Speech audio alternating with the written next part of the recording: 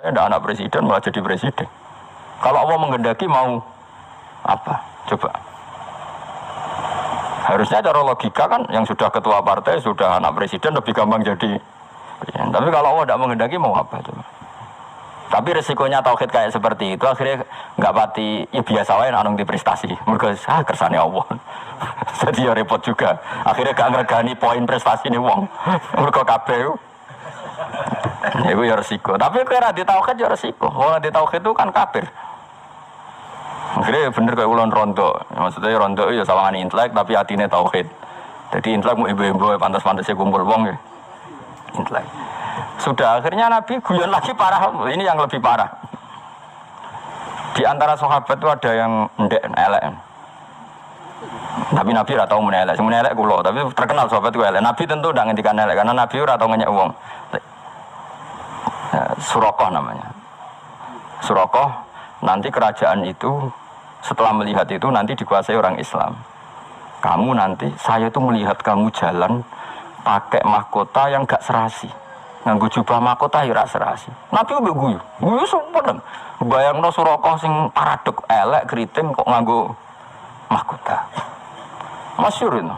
Sahabat tuh percaya saja tapi tetap dianggap Nabi kok guyon. Singkat cerita suatu saat Nabi wafat, Abu Bakar mengganti beliau, setelah itu diganti Umar. Diganti Umar singkat cerita, Umar itu bisa menaklukkan pemerintahan Romawi yang mencengkeram Yerusalem, yang mencengkeram mana itu di Jordan. Singkat cerita kerajaan Philadelphia itu ditaklukkan oleh Sayyidina Umar. Rustam itu keplayon sampai mahkotanya itu jatuh. Mahkotanya jatuh delalas yang kono itu Surakoh. Tinggu, orang tinggu sahabat tuh guyu-guyu. Tetep elek mana cerita. Tetep elek. Coba bayangkan betapa mukasyafahnya Rasulullah, betapa Nabi itu tahu sesuatu yang akan itu dikatakan Nabi ketika itu dan nunggu peristiwa Sayyidina Umar.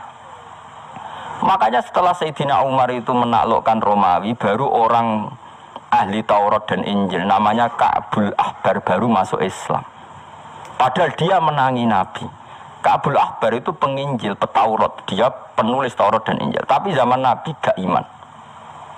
Alasannya data yang ada di Taurat Muhammad itu kurang satu.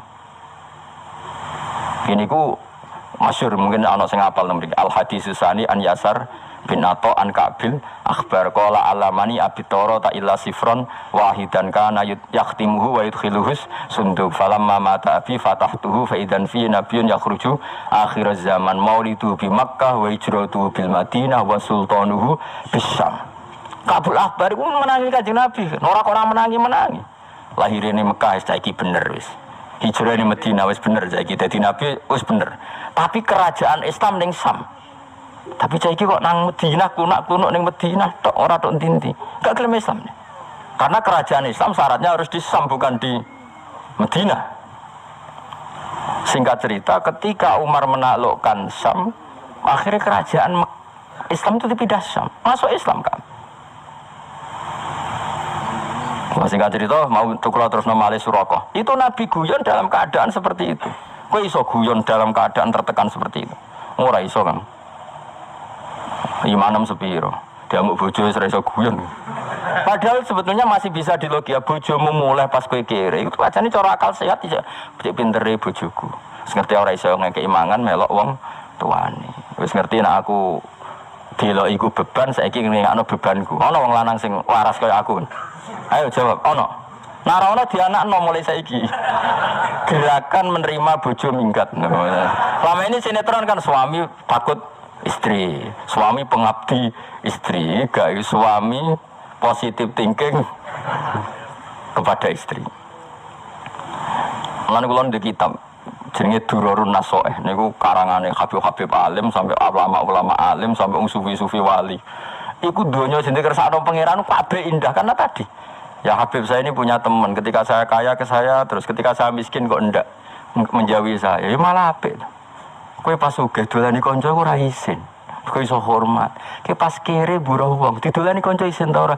Nggih isin. Lah iya, mulane pangeran gawe sunah, nek ana kanca mlarat iku kancane ora dolan, ben ora ndelok wong mlarat ben kok Nah ya sapa sing tau di Alphard ta Innova terus saiki buruh dadi satpam, isin gak dolani kancane. Ayo. Nare isin dong kelainan. Cuman ten maslahate Allah ngene gawe ngene iku mesti maslahat. Wong presiden gawe keputusan wis dipikir meneh pangeran, gawe sunah ngono iku mesti wis maslahan. Sam kok protes. Lah soal ana wong gremeng ngono ya keben, anggap bae apa ya emosi agak diomongno kan mari dadi udun ngono, tapi ya ben ngomong. Tapi tetap sunahnya Allah sebaiknya seperti itu. Akhirnya tenan. Bareng pun tinggal Surakoh. Mahkota itu kan mahal sekali karena bertahtakan intan emas. Umar itu orang paling adil tentang pembagian ghanimah. Akhirnya setelah dipakai Surakoh, dia mau diguyu-guyu sahabat. Oh tetap elek gue masuk nganggo mahkota. Ora pas. Raimu ora pas. Awakmu ya ora pas. Terus dari Umar, ikhla ya Surakoh. Coplok. Iku mono ghanimah. Engko ape tak bagi ning Baitul Mal, tak bagi ning pasukan. Surakoh jek bantah. Lho iki dinas Rasulullah, nek sing nganggo iku aku. Lah yo sapa seksine akeh. Kowe do nyiksa ini to anak Nabi. Dawuh sok ben sing nganggo aku. Tapi Nabi unik. Lital bisa. Maksudnya kok kowe sing nganggo Surakoh. Jare Umar terus ketok alime Umar. Innama qala Rasulullah lital bisa walam yakul litamlikah. Lha ku masyhur kan. Nabi mau ngendikan kowe kon nganggo ora kon duweni. Mulane saiki bar nganggo wis balekno. Saking alime Umar. Innama qala laka lital bisa walam yakul litamlikah. Akhirnya Surakoh menang kowe. Nah, tapi menawa gedune Surakoh ora diabadekno, ora ono sing moto. Itu Rasul, jadi perang luar biasa Rasulullah. Mulane ngaji ben ro, nggih wong ku ben ro. Dadi yo tetep iman mbek Nabi tapi tambah ngaji tambah napa? Iman. Mereka ngerti betapa Nabi itu orang pilihan. Kondisi seperti isu guyon. Lho Nabi damuk bojo turu ning jaba iku biasa ya santai. Ngerti takok ya Rasul kenapa kok ndak bojo ngamuk? Ya pe wong wedok lagi ngamuk ya ben ngamuk ya tenang ya Nabi. Nabi ora koyo kowe, ya ora bakal koyo kowe. Dadi wis umate lah. Kere tersinggungan apa? Kere tersinggungan. Nabi ku santai. Mun kula tresno nggih.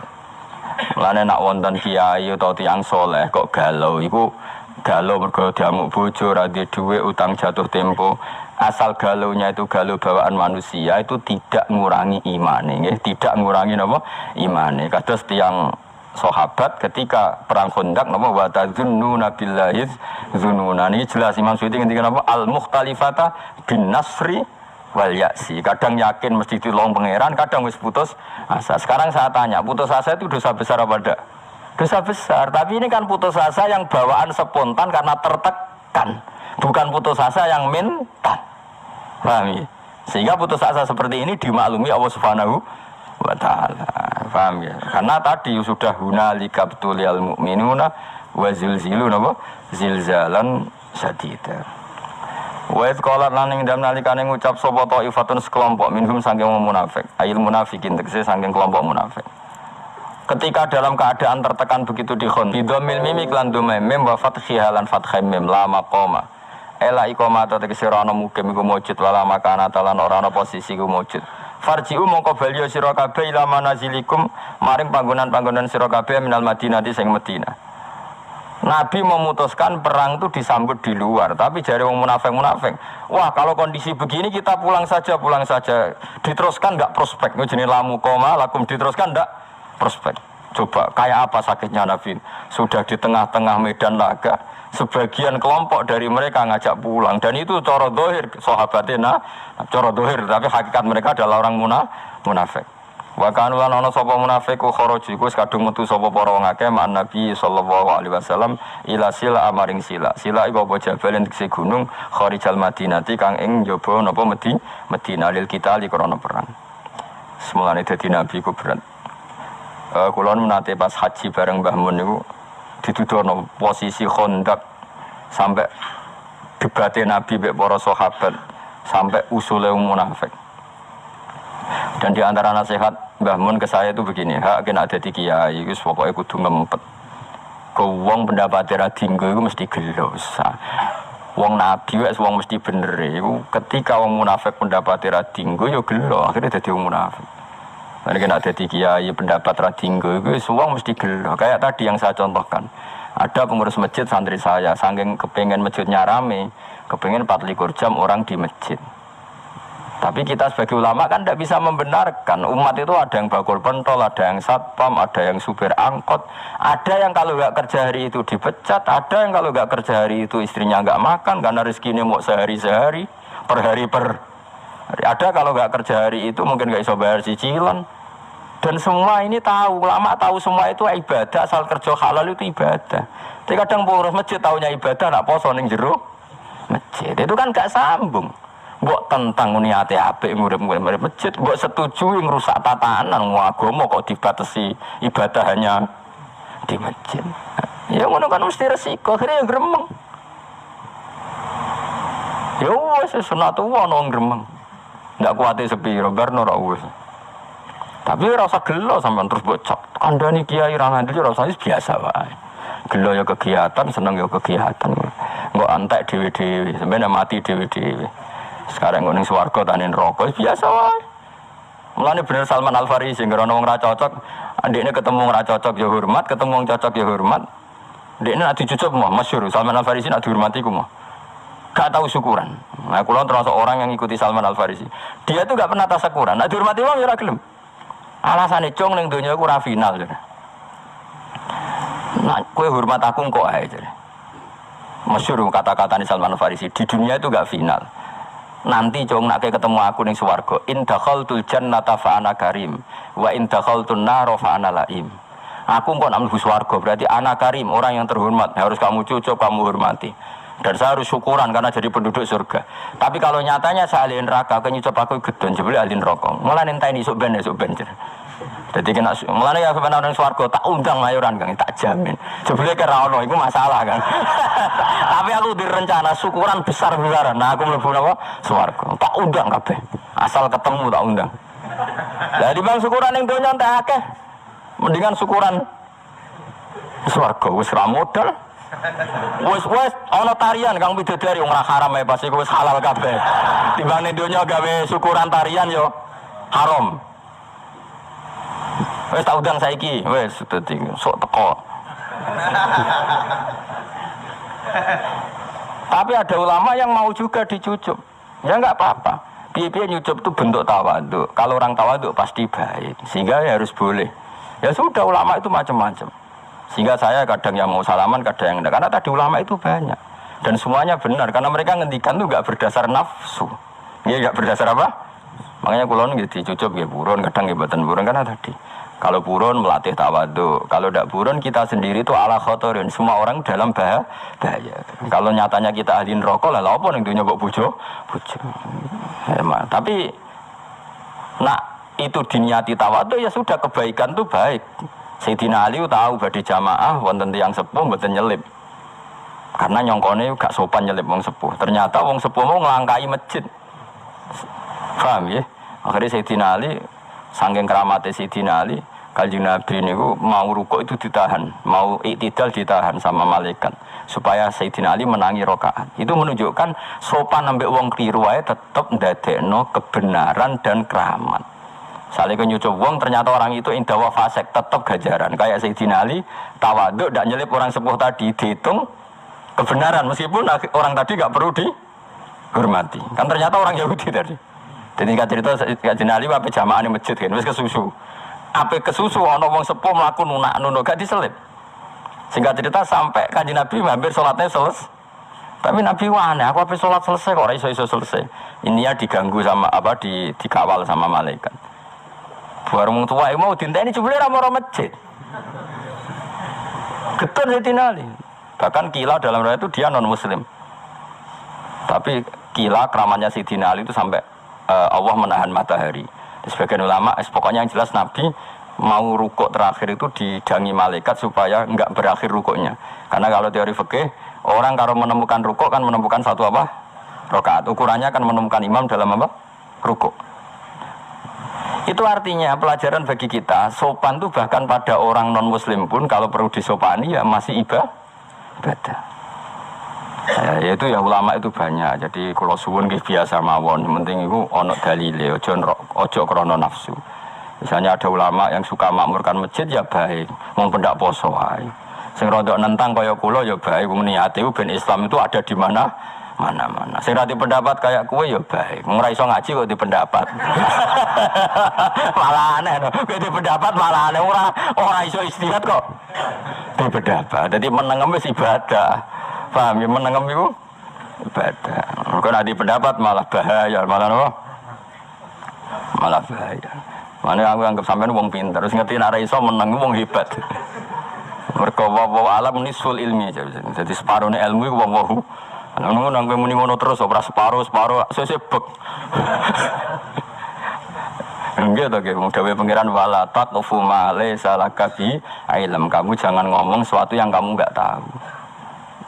Pun kula terusno nggih. Dadi nabi ku berat tenan. Wis keadaan tertekan melihat sebagian mereka tidak loyal. Ora sido perang sak mulai. La muqamalakum farji'u. Wa stadinu lan jaluk pamit sapa farikun sekelompok minhum saking para munafik. An-nabiya ing Kanjeng Nabi jaluk pamit firuju ing dalam mulai balik ning Madinah. Mun tengah-tengah medan laga jadi malah pamit yo mulai. Nak pamit yo pinter, alasane masuk akal. Yaqulu na padha ngucap sapa al munafiqun inna buyutana aurah. Sak temene omah kita auratun kosong mompong. Ya Rasulullah, wong wedok-wedok ning omah gak ana wong lanang, ngono ana musuh nyusup terus nyuliki wong wedok piye? Sawangane yo masuk akal. Muni apa inna buyutana auratun maknanya sesuatu yang terbuka. Madinah itu terbuka sekali karena tidak ada wong lanang. Itu nak itu anak-anak kita diculik piye? Masuk akal gak? Masuk akal. Lah nang ngono wong masuk akal ngomong kok masuk akal terus yo ono munafike kan. Kabeh perkara kok masuk akal. Niku ono munafike. Mulane kadang-kadang ki ngomong ra masuk akal iku mukmin niku mergo. Mungkin niku sae kadang ra masuk akal iku sae bagus. Ngiling-ngilingan nak kabeh biadillah napa? Biadillah. Ghairu hasinaten tegese ora dijogo. Yuksa kang den kuwatirno apa alih ing atase Madinah. Utawa yuksa kang den kuwatirno apa alaiha apa buyutul Madinah. Ya jadi alasannya masuk akal. Terus sekolah dawuh sapa wa taala Allah menyalahkan mereka wa ma hiya bi aurah. Wa ma hiya lan ora ana te Madinah bi auratin kan kosong melompong. Iyuridu nak orang ngarepno sapa munafik illa firaron kecuali melayu. Padune melayu wae kok alasane sawangane masuk akal. Wis repot kali mau bojomu mulai ada. Saya orang laki merasa enggak dihargai mulai ra pamit. Padune ra ono sing dikumpuli aneh-aneh ono harga diri barang aneh-aneh.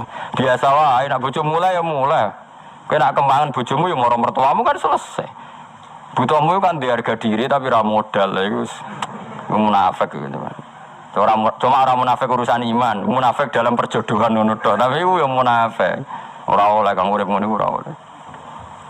Karepe mbok mertuamu ngrumah tapi dikirimno duwike. Dadi bojomu ora perlu mulai. Jadi kita bisa ngeloni bojomu untuk kiriman. Karepmu kan ngono. Dadi pajrike dipek menange dhewe. Sebenarnya bojomu ya mulai ben kuwapok. Apa yo dongakno aku tak dongakno ben. Dongakku mandi kang. Jadi sembadani pangeran.